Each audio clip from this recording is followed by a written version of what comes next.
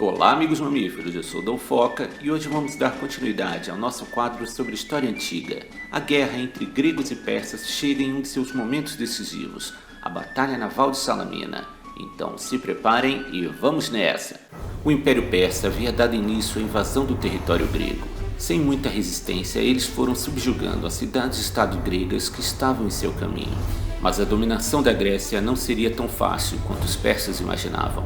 Muitas polis gregas se uniram para deter o avanço da horda persa.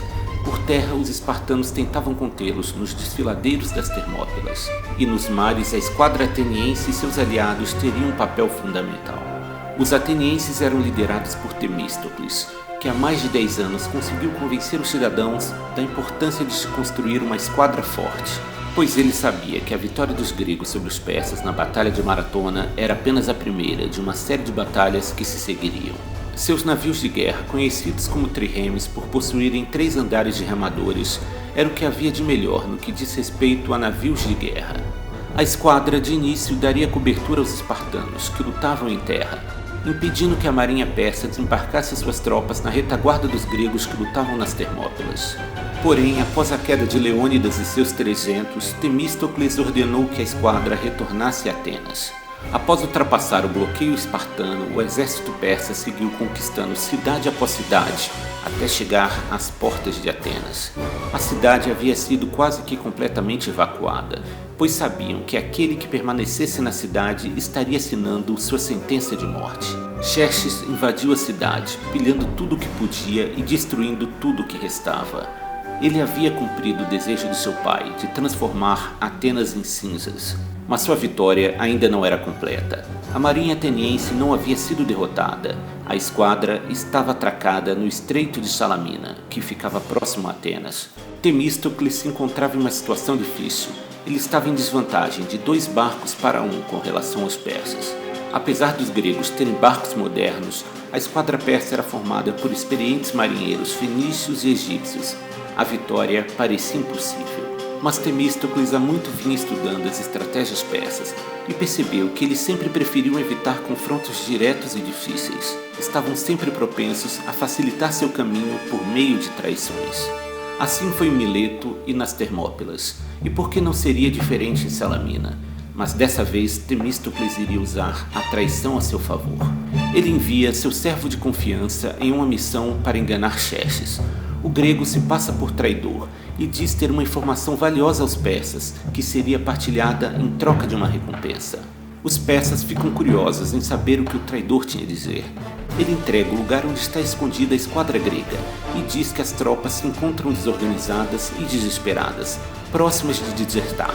A própria inteligência persa, com seus habilidosos espiões, já suspeitavam que os líderes gregos estavam brigando entre si e vislumbravam uma reprise da Batalha Naval de Lade, onde os gregos desertaram durante a luta, concedendo uma vitória fácil aos persas. Xerxes decide enviar sua grande esquadra para atacar os gregos e acabar de uma vez por todas com a marinha grega. A marinha persa havia mordido a isca de Temístocles e se dirige ao Estreito de Salamina.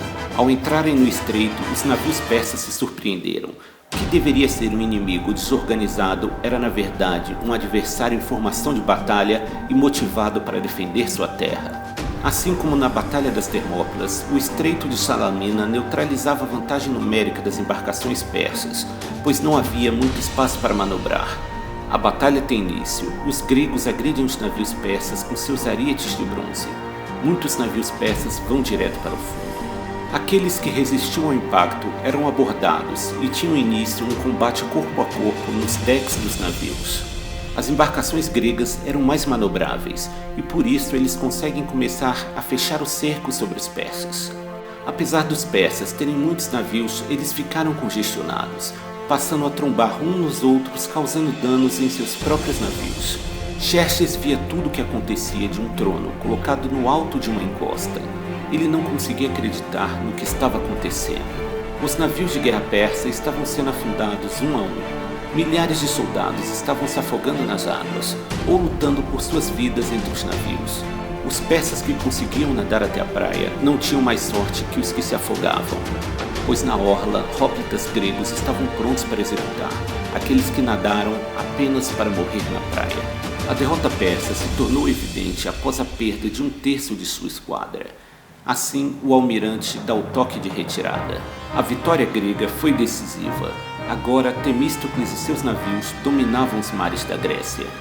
O inverno se aproxima. A guerra terá que esperar. Xerxes decide que a cidade arruinada de Atenas não é lugar para o rei do mundo e decide retornar para a Ásia. Contudo, grande parte de seu gigantesco exército fica sob o comando do general Mardônio, com a missão de dominar o restante da Grécia. Mas isso já é assunto para o próximo episódio. E aí pessoal, vocês gostaram desse novo episódio? Deixem nos comentários sugestões de assuntos históricos que vocês gostariam de ver aqui no canal. E não se esqueçam de nos seguir nas redes sociais, Facebook e Twitter, links na descrição. Um abraço de foca e até a próxima!